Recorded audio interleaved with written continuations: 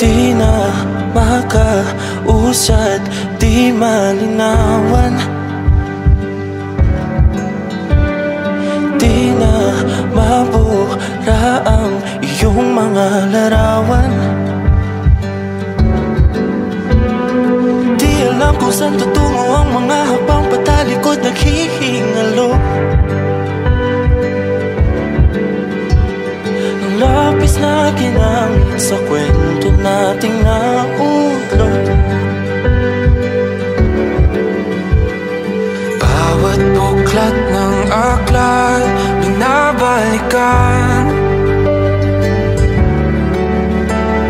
Mga liham na ang laman, ligayang dala, ikaw lang ang may akda.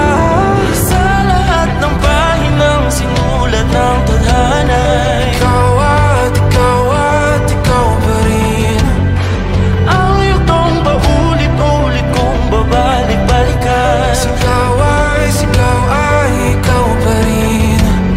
Patuloy kong panghawakan ang iyong mga salitang hindi na nakikita sa tingin ng iyong mga mata. Ngunit kung sarado na ang puso sa nadarama, pwede bang isipin mo kung bakit tayo nagsimula?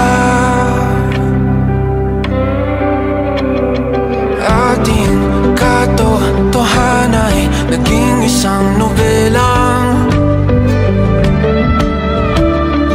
winakasan ng pagdududang di na nalabanan. Nais na maramdaman muli kung paano isulat ang pangalan mo. Ngunit bawat letra'y mahirap nang iguhit dahil binubuo nila ang iyong mga pangako. Sa lahat ng pahinang sinulat ng tadhana, ikaw pa rin.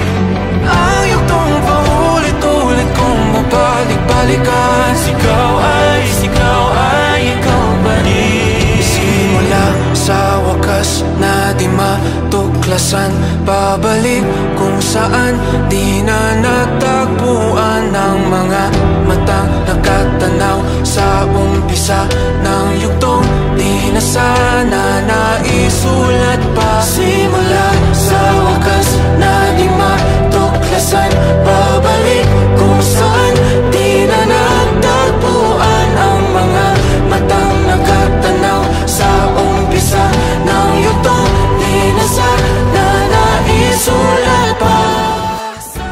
Ang librong ito'y kwento ng ating pagmamahal. Natapos man ang aking yugto at hindi na makita ang iyong mga mata. Maaari bang iyong balik-balikan ng bawat hinanong ating alaala ang aking wakas at simula. Kung panghahawakan ng iyong mga salita, di na nakikita sa tingin ng iyong mga mata. Ngunit kung sarado na ang puso sa nadarama, pwede bang isipin mo kung bakit tayo nagsimula? Na di matuklasan, babalik ikaw pa rin. Ang mga matang nakatanaw sa umpisa ng yugto. Sigaw